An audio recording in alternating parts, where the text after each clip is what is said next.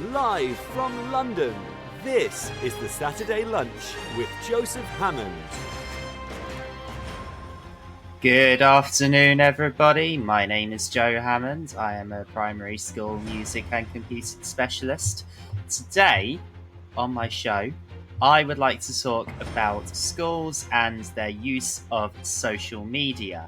So we'll be looking at how teachers use social media, how schools use social media, and the ways in which that can benefit people. Live from London, this is the Saturday Lunch with Joseph Hammond on Teachers Talk Radio. Tune in live at ttradio.org, or to join in the conversation, download the Podbean app and search Teachers Talk Radio. Follow the hashtag TTRadio. Tune in, talk it out with Teachers Talk Radio.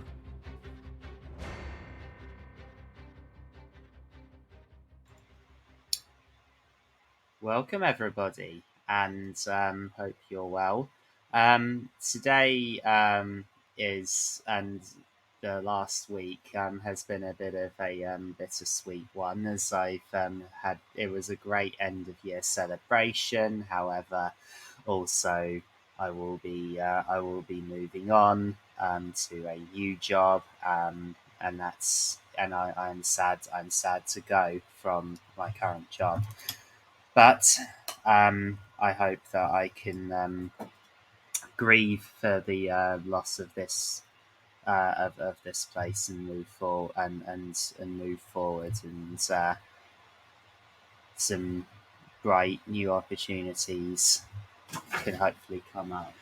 So today, as I said at the beginning of the show, I wanted to talk a little bit about schools and social media.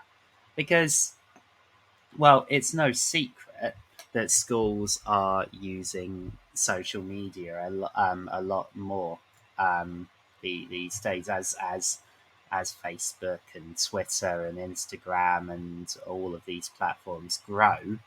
So do the presence of everybody on those platforms, and so I wanted to talk a bit about how schools use social media and what they do to promote and put themselves in positive light, and how they engage with their audience. And in a school's social media page, the audience isn't always, or isn't just going to be the parents, the families and students of those currently attending. If that school has a reputation beyond their school community, as many do, then they're going to want to show their best side.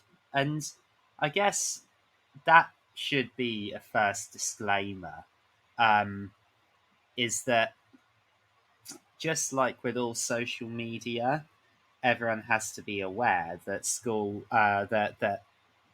that people, schools included, only really like to share generally their best side. Now, I guess that is a generalization, but typically social media jealousy can be an issue because people will look at an organization or a person's posts and think how much of a great life that person's got, or how great it is at that thing, that place or that thing that they're not a part of, and then jealousy can set in. But it's actually just one very small part of that person or that organization's overall life.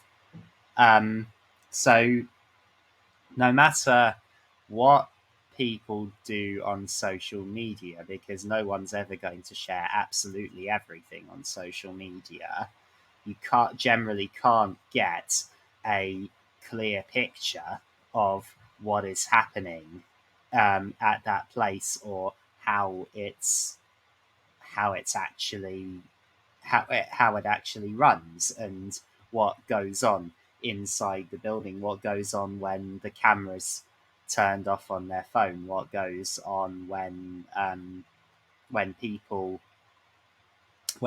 don't when you're not posting.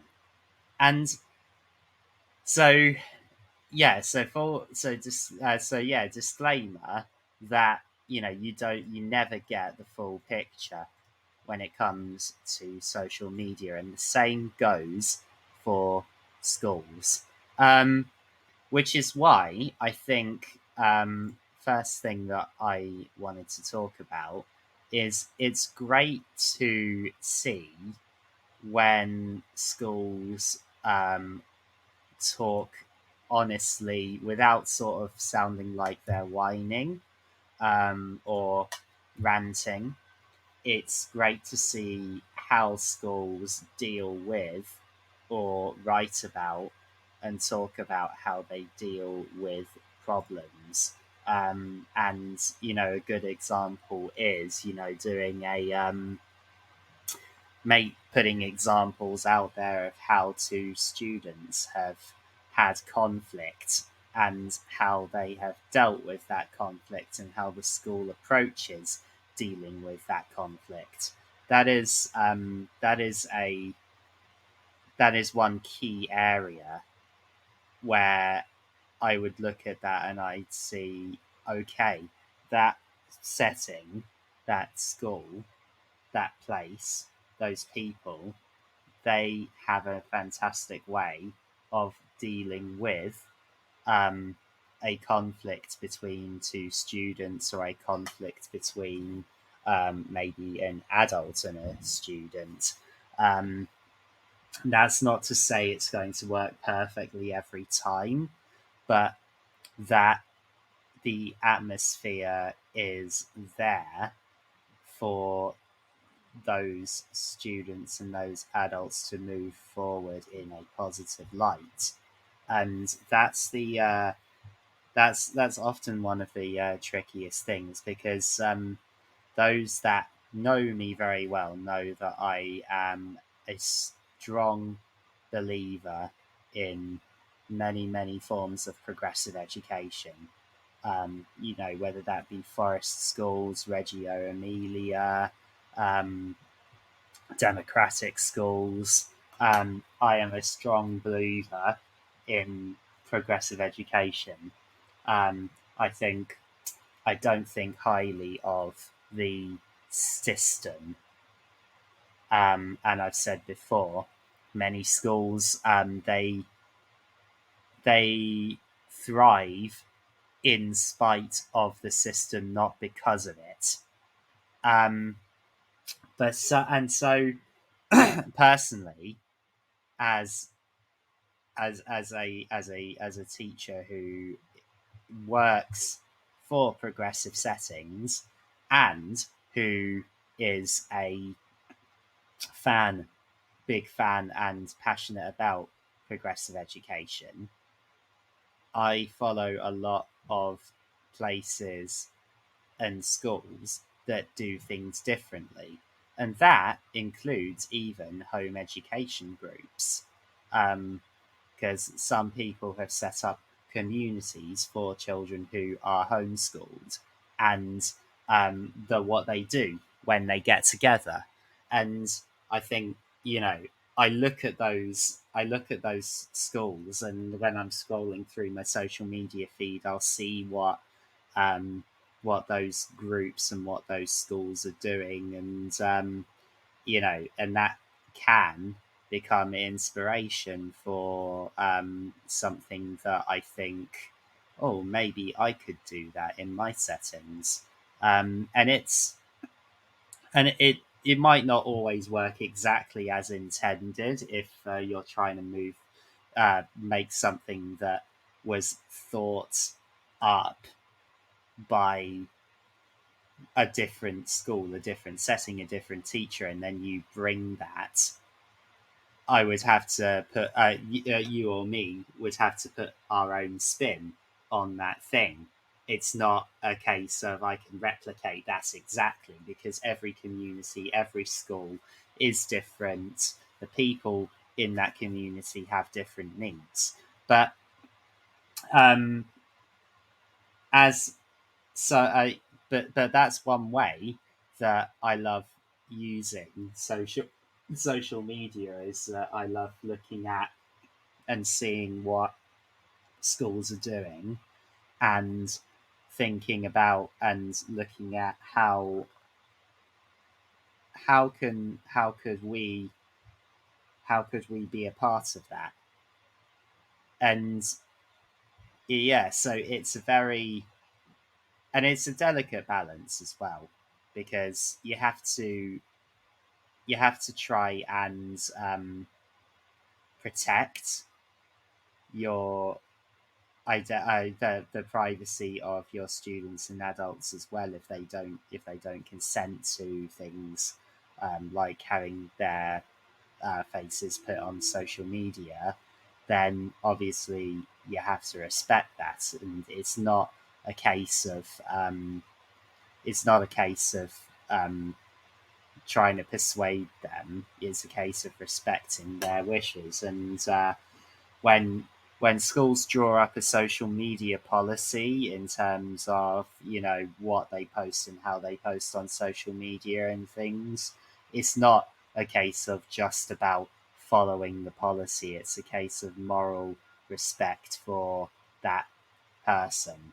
And many students are old enough and understand enough about social media to know a lot about what's happening. They might not understand all of the risks, but I'm a strong believer in the student should always be asked permission before you upload a photo about them or of them on social media, because that student might not like that photo, or that student might or might not want them to be posted online, because they might be a bit embarrassed by it. And that's their right to do so. So it's a case of being respectful, and that can be tricky to manage sometimes if you're trying to film a something to go to a company or a website, or if you're trying to take pictures of an amazing event and you're trying to avoid showing the faces of certain children or certain adults who have not consented to it. Sometimes that can be tricky to manage, but it's also very necessary.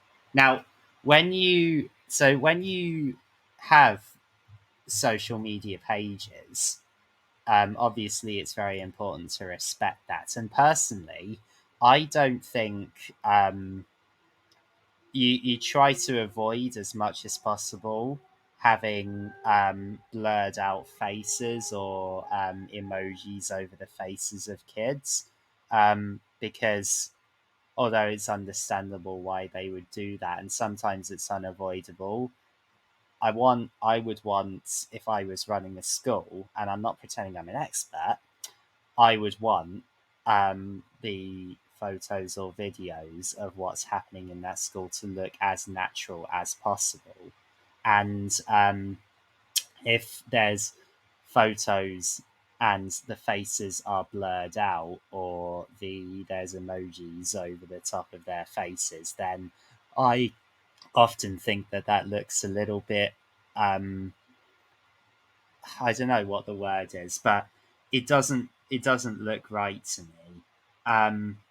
It feels a bit unnatural, I guess. And I remember there was one time where I remember one story when there was a school that looked at their year six leavers, and instead of in their yearbook, instead of having their faces shown, all of the faces of the children had black lines over their eyes, and that was their yearbook. Now, that's quite an infamous extreme example. It wasn't even a social media post, it was a yearbook, but it looks creepy, and it didn't feel right. It was supposed to be a celebration of the school year, and it ended up being a creepy viral. It ironically ended up being a creepy viral post on social media, um, because this school decided, in their not so wise wisdom, put black lines over the top of any photos of the kids' faces, and so it didn't look like much of a celebration. And so that's why um, I I like it when I see the kids when I can see the kids' faces, I can see them properly engaged in what is going on in the school, and I can see them properly engaged with what's happening. Um, and I believe that I believe that everybody, adults included, should have that choice. Um, so one of the things that I like to do with the schools that I follow, or the nurseries or settings that I follow, is I follow them to see what they're doing and be inspired by them. Now, I don't just follow my own school and my own nurseries that I work at on social media. I don't just follow those. I follow other schools that are progressive. I'm a member of, the Progressive Education Facebook group.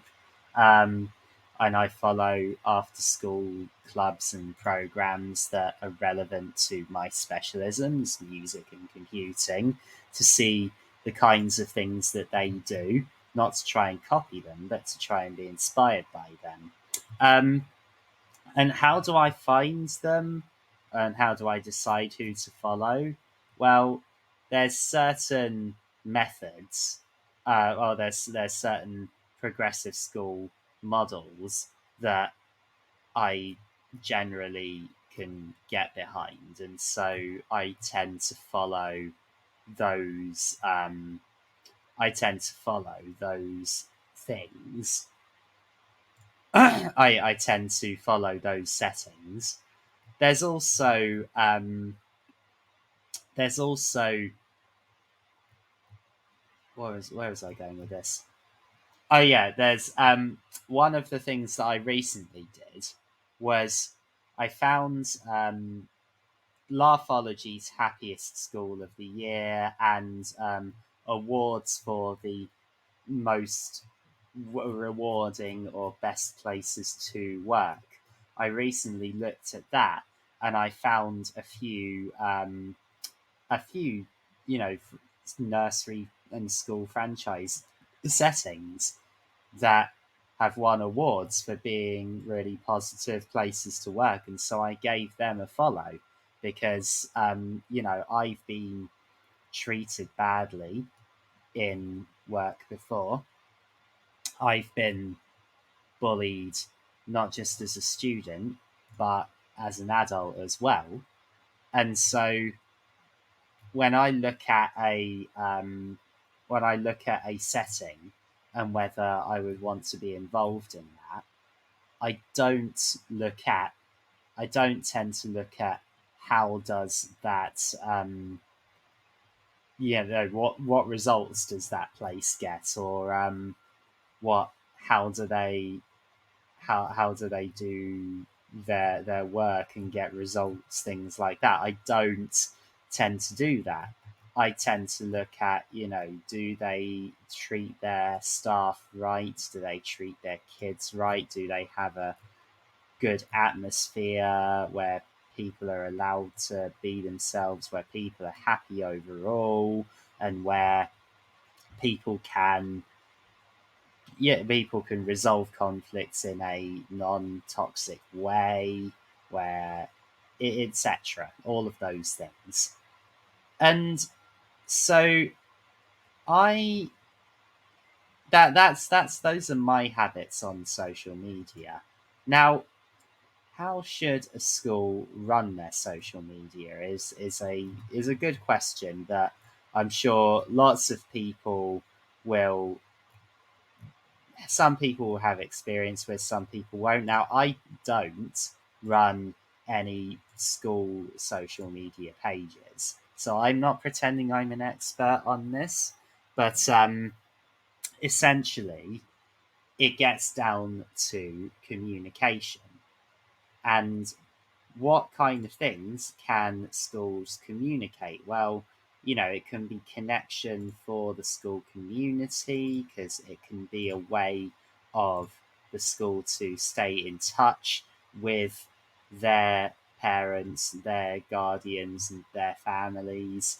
It can also be potential promotion for families that are looking to join the school. And especially if it's a fee-paying independent school or, a progressive school, I will say it, where you're looking to challenge what's so-called normal about our school system, then you want to look at the positives of how is this how are we going to how are we going to how are we gonna attract people to sign up for our school and our setting. And um I think, and this is why my favorite three schools to follow on social media, because they seem like dream schools for me. One is Empathy School International. The other is the Green Schools, and also in this country, Flake Fleet Primary School. And because all that they do on social media, you know, they just promote the fact that they are super positive, super not toxically positive, but just super places to be because of the communities that they build up, because of the vibe that they give off. That is where I believe that's what attracts me to them the most. And if I had the confidence to move to Bali and work for an empathy school, I think that would be a dream school from what I can gather of the atmosphere and all of the things that they post on social media. They just look amazing. And it's not that's not the only reason why. There's a few other things that I like the look of, and there's a couple of adults that work there who I respect. Like, one of them is a leading figure in using role-playing games, including Dungeons and Dragons, in education, and that's something that um, I would love to do more of. And so that's where we have, and that's where they but their social media is where they can really show their best side. And loads of the photos and videos, and everything that been they've been posting, it's just all been super inspiring to see. They're from their environment, from their environment, so the things their students doing, to showcases from their students, to adults. Like, they actually posted Empathy School. They posted a video of a mud fight that they had, just a really fun mud fight. Or loads of students and teachers in their swimming shorts, just rolling around in this giant mud puddle, and that's just so fun to see, and it's good. Things like that are good for people as well, and I love that. I love that. I love the atmosphere that they give off, and I love that their curriculum and the things that they promote is all based on the well-being of the community. And so that's why Empathy School International is one of my favourite social media schools to follow on social media. And so they've successfully convinced me that that school would be a dream school to work at for me if I ever wanted to move to Bali. Which, yeah, for that school, it might be tempting if they needed a music teacher.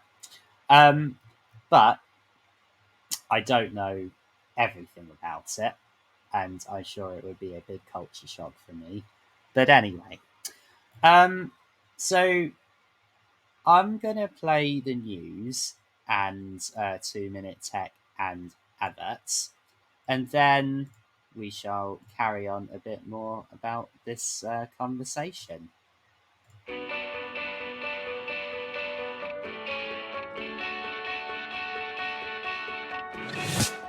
This episode of Teachers Talk Radio has been made possible with support from Witherslack Group, the UK's leading provider of SEN education and care. They're here to support you too through an ever-growing offer of free resources, including webinars, podcasts, articles, and events aimed at supporting teaching professionals like you. Visit their website at www.witherslackgroup.co.uk to find out more.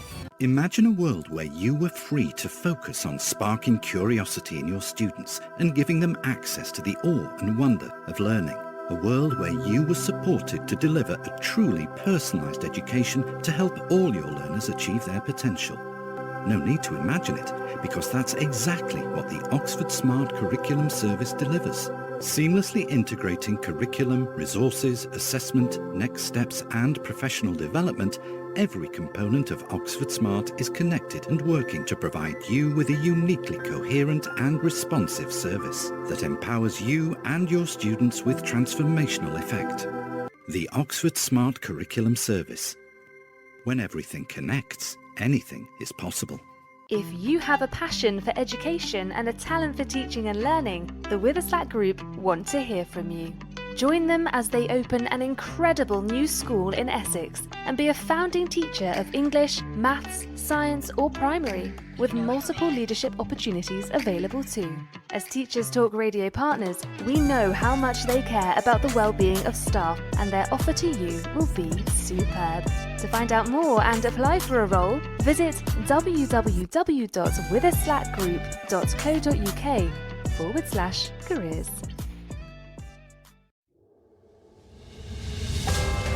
This is Teachers Talk Radio, and this is Teachers Talk Radio News with Joe Fox.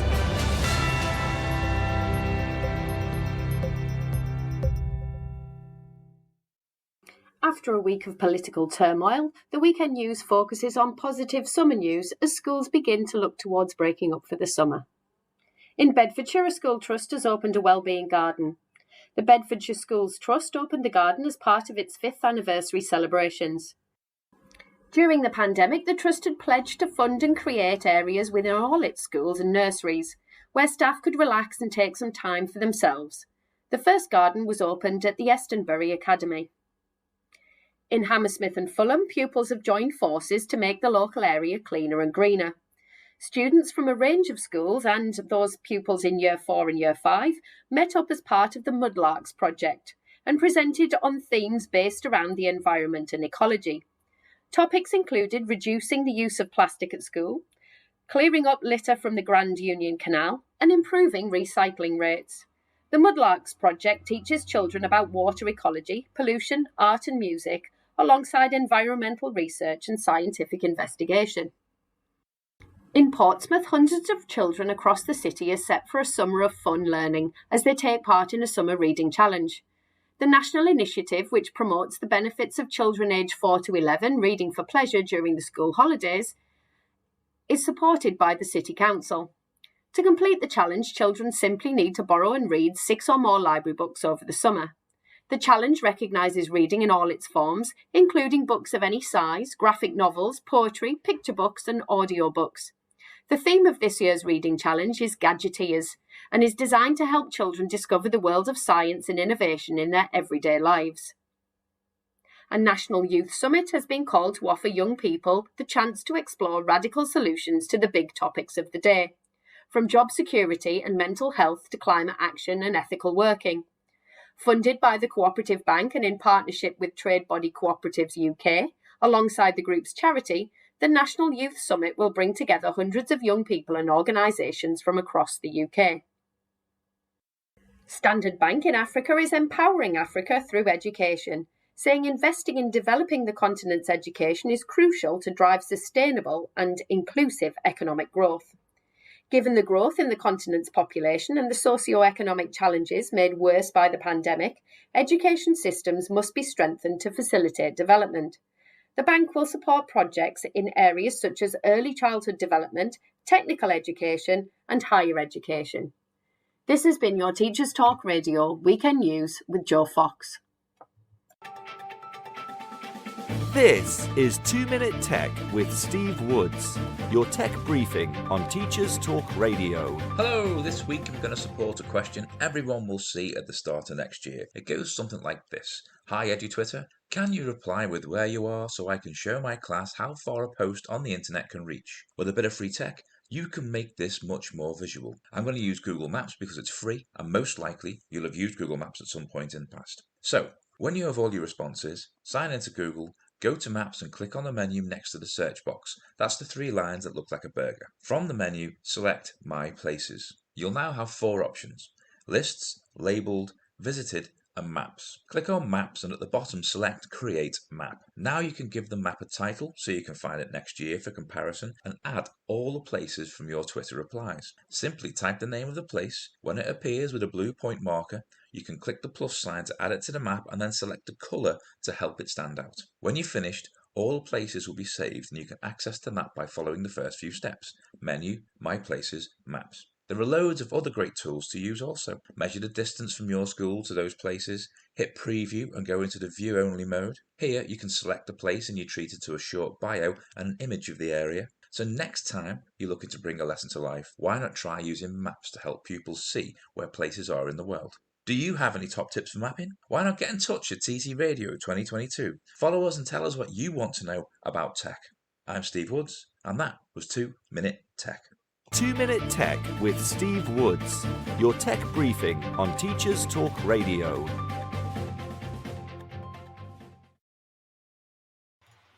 I think many people will appreciate Joe's effort to keep politics out of the news this week. So thank you, Joe. Much appreciated. Now, where were we? We were talking a bit about social media and schools and how schools use social media.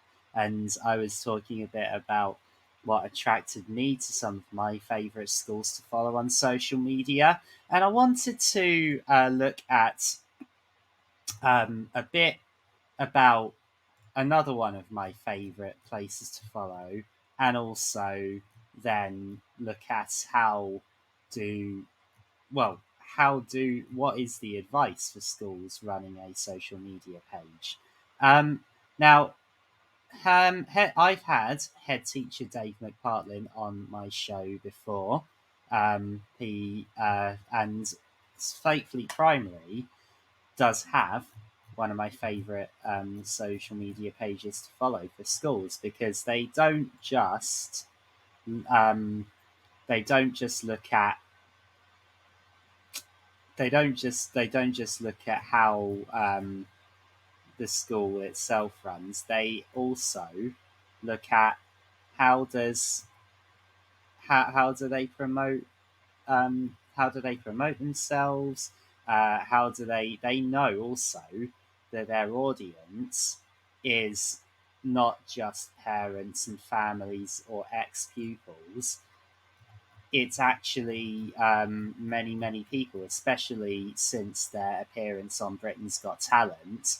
They have quite a large audience, and they they have a real, and Dave has a real way with social media. Now, I don't know who manages it, if they have a social media manager that they that runs it, but they are so, they're always like showing so many great things. And Dave has his own social media account, obviously, where he tweets in a personal capacity. Um, and they've got their Facebook group as well. Um, and yeah, if you scroll through, they share lots of things that are going to help the community. They also share lots of things that the students are getting to do. They share a lot of so many positive things, and they also use it as a communication tool with parents. And one thinking back to the interview that I had with Dave, he said that one of the things that Blake Fleet was trying to do was raise aspirations for the town in general, and which was where their hoodies and their hashtag Dare to Dream came from.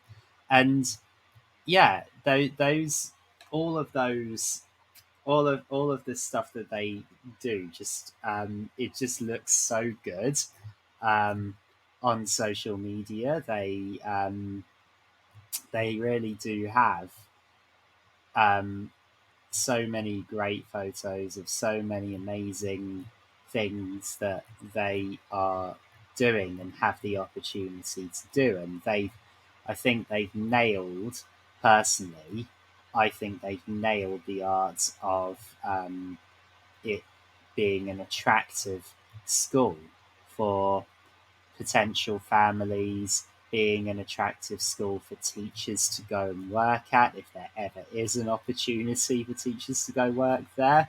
I doubt there will be.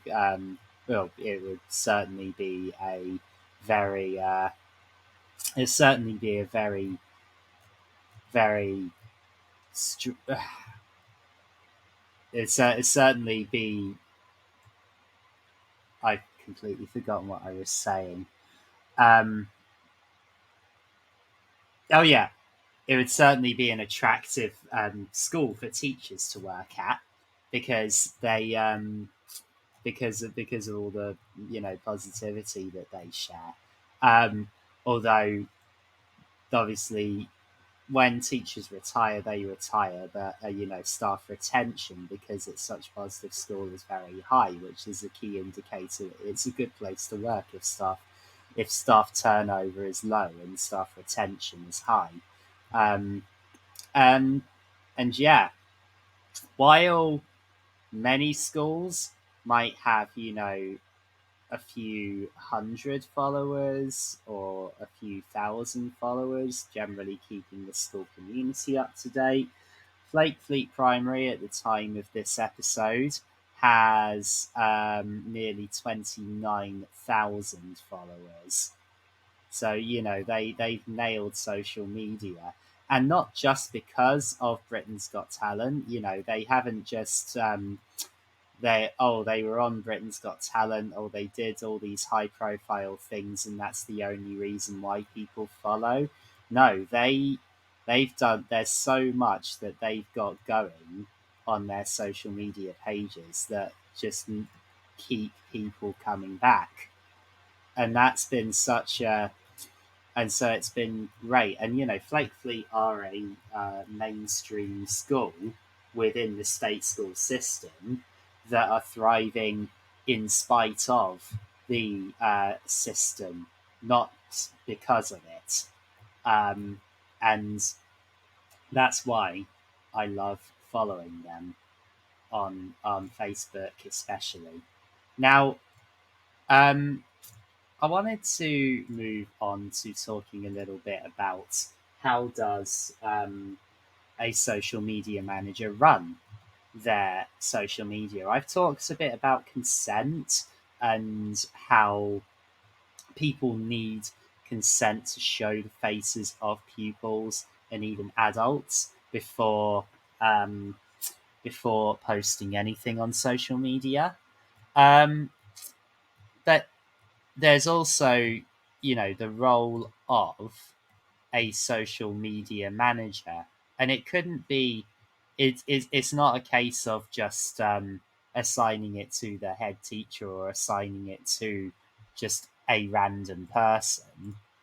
They've got to know what they're doing, and there's um, there's a couple of resources that offer articles and training, but one of the articles I found has said this, that there are 3 skills needed for a position of social media manager: technical ability to manage the platforms, communication skills to properly engage with audience and community, and the ability to monitor what's happening online. Now, obviously, it's can be tricky if you're managing a social media page and a teacher at the same time, and you're pressured for time. It can be difficult to manage everything that's happening online. And multi academy trusts have been known to hire social media managers to because, well, it wouldn't be just one school they'd be running; they'd be running several school accounts. And if it's just a single school, there's still a sense of, checking it, having time to check from time to time to see if there's any queries, any comments, filtering out negative comments, and things like that. And that brings me on to my next point, is managing comments. Now, obviously, positive comments, they're pretty easy to handle. They're very feel good, and it's always nice when the school or a person managing that social media acknowledges the positive comment and thanks the person for that. And then, potentially asking permission for the school to use that comment in their marketing, because at the end of the day, schools want to, have their roles full, and all their classes, the pupil numbers. That is important, especially if you're an independent school. If you're oversubscribed, that's another issue entirely. But if it's a neutral, that means it might be a query or a question, and then obviously, if you're responding to that and you're not sure what to say, then you can check round with colleagues and things. Then dealing with negative comments is always a big part of the internet. Now, they shouldn't just be ignored, because if it's abusive, it's got to be taken seriously, and it's got to be reported to the right people.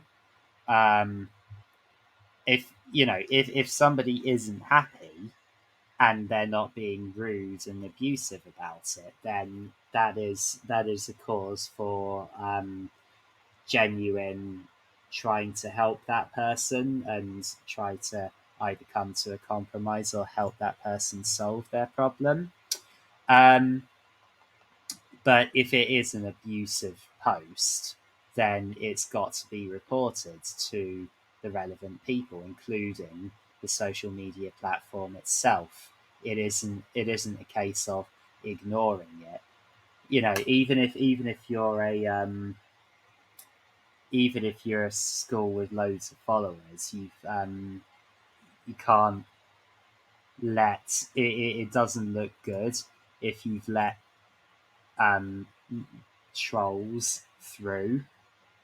So you've got to always keep an eye on that. And yeah, it brings up a whole bunch of safeguarding things to consider as well. I've mentioned about consent, and not tagging things with real student names and the use of language and things like that, because anybody who's been on education Twitter knows that sometimes there can be a lot of drama and people butting heads around certain issues. So, teachers and people who work in schools are not immune to the drama that can happen when it comes to social media. And so there's certain things to consider if you're going to run a social media page. And it is a case of having someone that knows what they're doing, probably having somebody who can maybe distance themselves emotionally from it, because that's where problems can arise if people get too emotional. Now, every platform has a different way of communicating, obviously. And so it's good to choose what is right for your school. So, for Twitter, it's sound bites. You might post a picture and then a small amount of text. For Facebook, if you've got more to write, you can do so.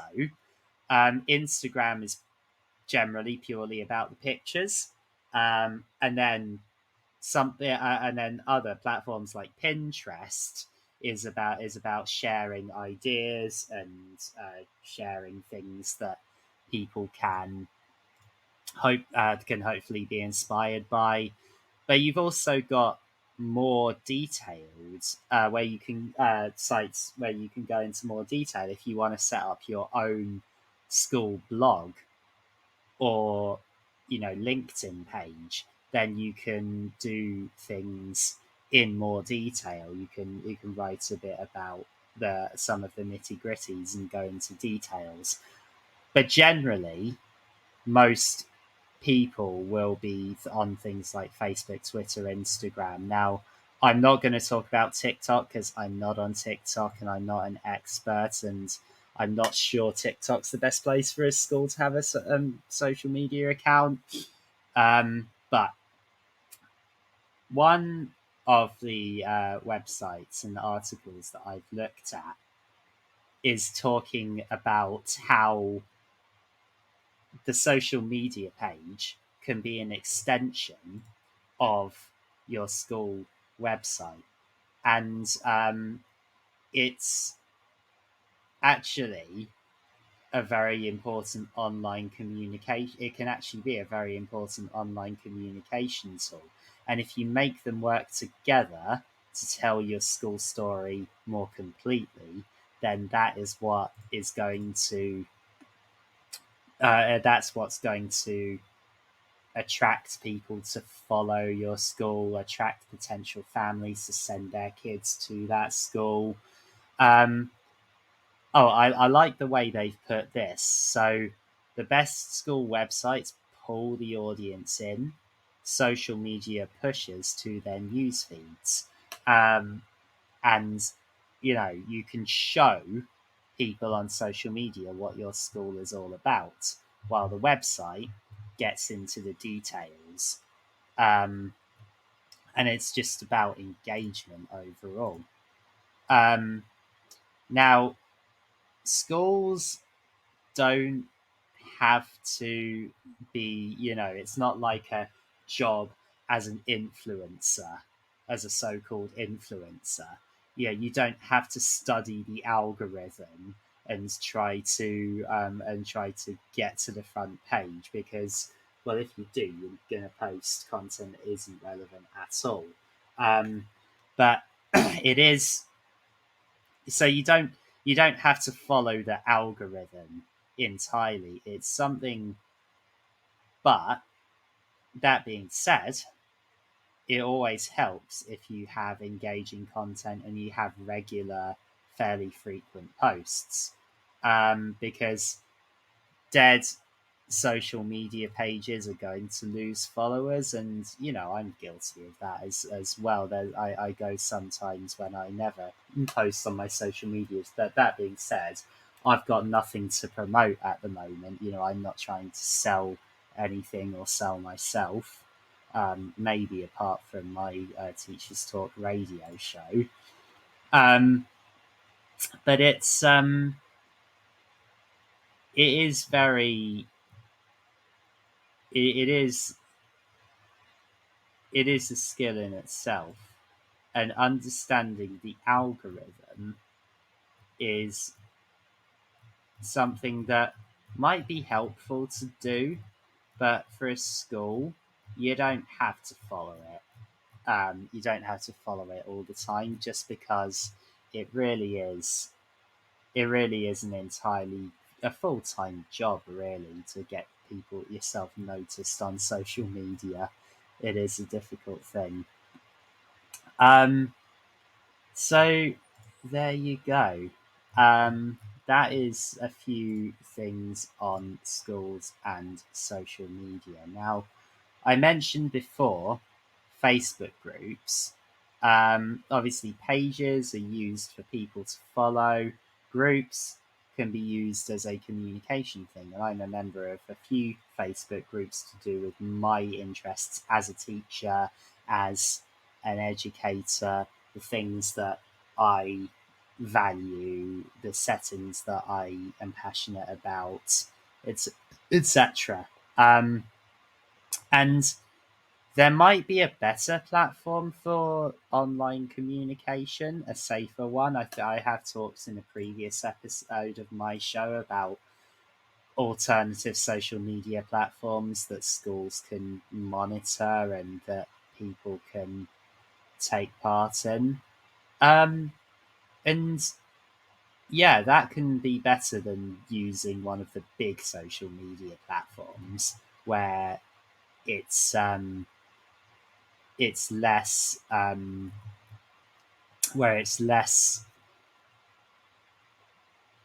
you're more likely to have trackers, adverts, loads of things that aren't really desirable for a school, because you want to have a presence, but you don't want to have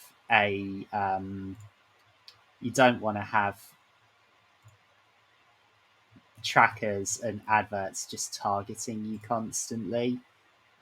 This is something that all the best tech people on Teachers Talk Radio have talked about a lot, I'm sure.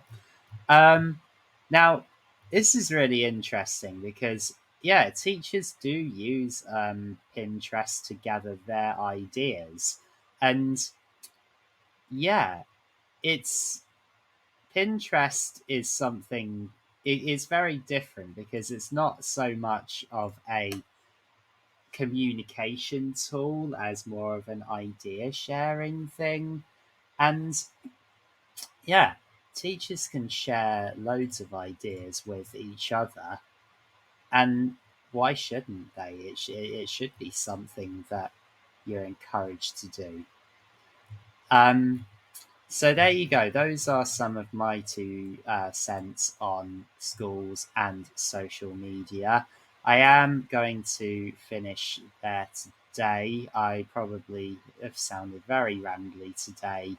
It has been a long week, and but hopefully I said something of value in this episode.